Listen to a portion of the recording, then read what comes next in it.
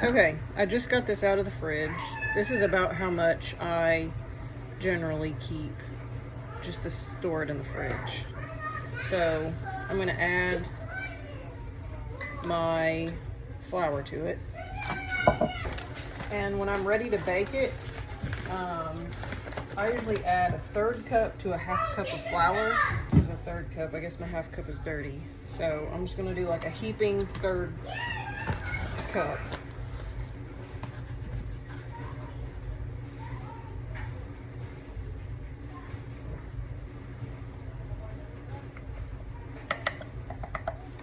And then I'm also going to add warm water. So I'll do about a 1/3 cup of warm water. I don't know. Okay, so here's my 1/3 cup of warm water.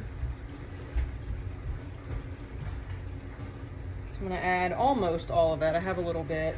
I can always add more water. I'm going to see how it looks once I stir it up. Just use a fork, stir it. You want to get that starter off the bottom and get it stirred into the flour and the water that you just put in. So mine looks a little thick, so I'm going to go ahead and add the rest of this water into it. I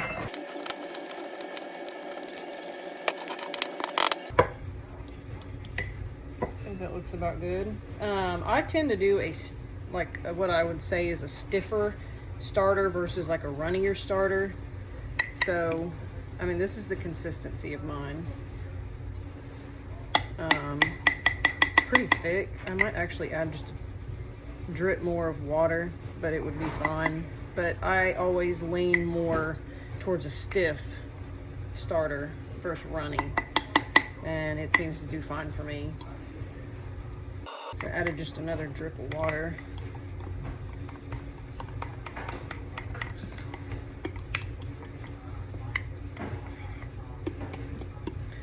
That's a little bit runnier. The dough comes off the spoon a little bit easier, or the fork now. So I will now, I always mark my line. And whenever you close this, you don't want to like tighten it. I just close it like where it starts to give tension. You don't want it to be tight because it needs to release like the air. But I usually just take a marker or a rubber band and mark the line where it is. And then I'll set this in the oven with the light on so it gets warm. And that helps it to rise, especially in the wintertime. During the summer months, spring, when it's warmer, I'll just set it on the counter because the house is warmer. But right now it's a little colder in the house. So I just set this in the oven and I'll turn the light on and let it double in size. All right, so it's a few hours later and our starter has doubled in size. Here's where the line was and now it's up to here. So this is when you want to work with it, because if you let it continue to sit in there, it will fall back down. So you want the bubbly, like active starter to work with. So the recipe I use that I will send you calls for 150 grams of starter. And I'm using a kitchen scale under here to measure everything. So there's 150 grams. And then you'll have a little bit of starter left. So at this point, once I get this mixed up, I always feed my starter again. And I'll do like 1 to 2 tablespoons of flour and like 1 to 2 tablespoons of water. And then I let it rise again, double in size. And then after that, I just put mine back in the fridge until I'm ready to start the process over again. So I'll just set that over there for now. And then we're gonna add the water. So 250 grams of water. So there's that. And then olive oil, 25 grams.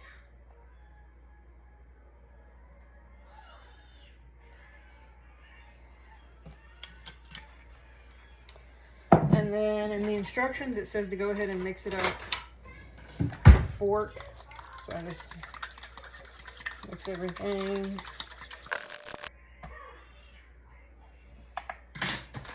And then the bread flour, 500 grams of this. Okay, one everywhere. And then 10 grams of salt. I usually do about 8.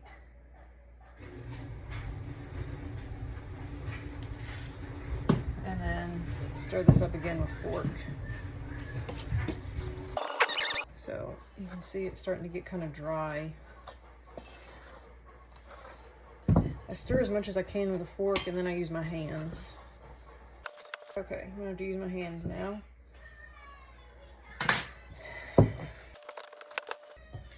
I've always used organic bread flour, but I don't think it'll make a difference. You can use whatever kind of bread flour.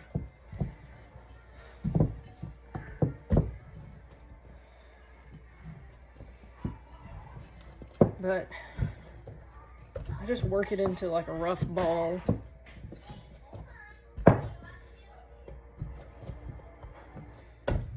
So it's kind of a little dry, but it'll all come together. So I work it into a rough ball. I stick it back in the bowl, and then I get a kitchen towel wet, wring it out so it's pretty moist, and then I cover the bowl and let it sit for 30 minutes. Or yeah, 30 minutes. I do warm water on the kitchen towel. It's pretty heavy, or pretty damp. So cover it and then just let it sit here for 30 minutes, and then we'll work it back into a ball again. All right, so we're gonna feed this again. So like I said, it goes down to about where we started when I got it out of the fridge, after I used my starter for the recipe. So I just always refeed it before I put it back in the fridge. So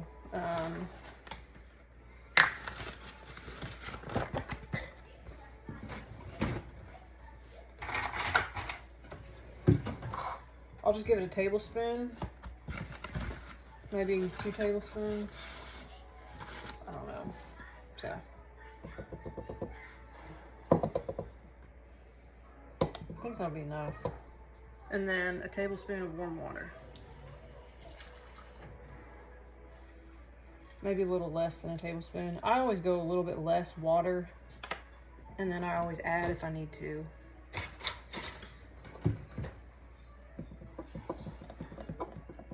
Like I said, I'd work with a stiffer starter versus a runny starter. All right, so it's pretty thick, but it'll be fine. That's how I will leave it. And I will sit this on the counter for a while until I'll draw another line or just kind of pay attention to it. So once this rises again, I'll just put it back in the fridge and then get it out next time I want to bake. So that's how I do it. And again, whenever I put the lid on, like while it's rising, I don't tighten it. I just turn it until there's tension, and then I let it just sit. All right, so it's been about 45 minutes. So we're gonna get this out.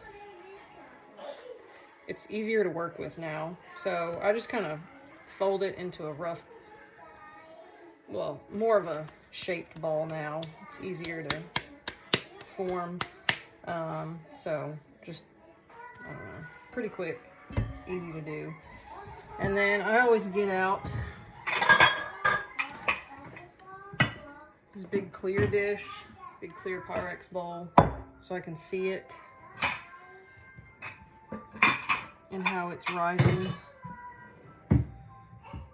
So put it in here, and then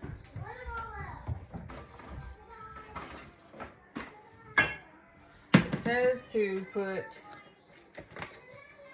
plastic wrap on top of it and oil your plastic wrap. I don't know why. I guess if it rises enough that it would start touching your plastic wrap. You don't want it to stick. Mine's never risen that high.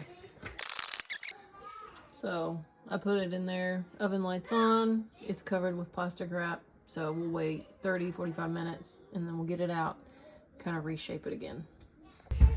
All right, so it's been about 30 minutes. I took it out of the oven. I'm gonna wet my hands before I work with it. It just makes it a little bit easier to work with. So I'm gonna wet my fingers just a little bit.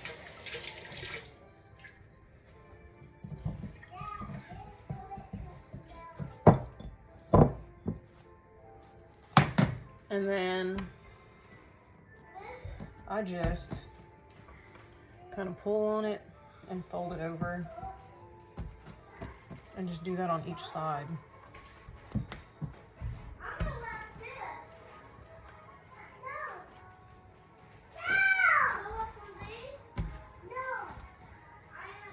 I think in the directions that I sent you, she says this is an optional step. So you don't, I guess, have to do this, but I've just always done it. So, do that, and then we'll put it back in here. And then now, I'm putting it back in the oven with the light on. I'll cover it, and then at this point, you really just wait until your ball of dough doubles in size.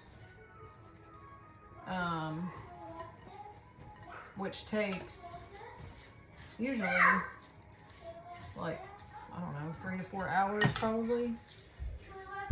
So you just let it sit in the oven and rise. So that's it for now. This has been in the oven with the light on for like, I don't know, 4 hours now, at least. So you can see it is a lot bigger. So I'm going to wet my fingers and then flour this surface. And then I'm going to work it like into a smaller ball again, and it'll like poof down. And then I have the Dutch oven ready with parchment paper inside. And what you could do is go ahead and bake it like this evening, but it needs to do a second rise in the Dutch oven. You'll see that in those instructions. But what I generally do, just the timing of it works better. I put it in the Dutch oven, put the lid on, and then I put it in the fridge overnight and bake it in the morning. So that's just the timing of it usually works out to just bake it in the morning and leave it, do its second rise in the fridge overnight. So I'm going to wet my fingers and get it out of here because it is pretty sticky at this point. My fingers are wet. So this bench scraper is helpful to get it up off the counter.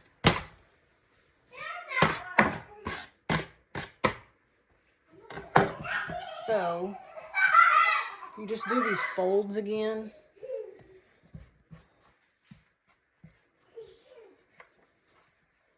Shape it into like a loaf.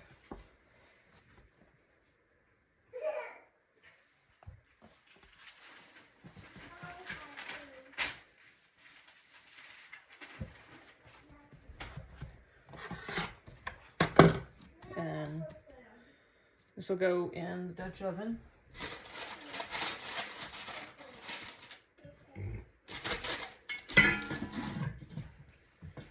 I think y'all got this for us as a wedding gift.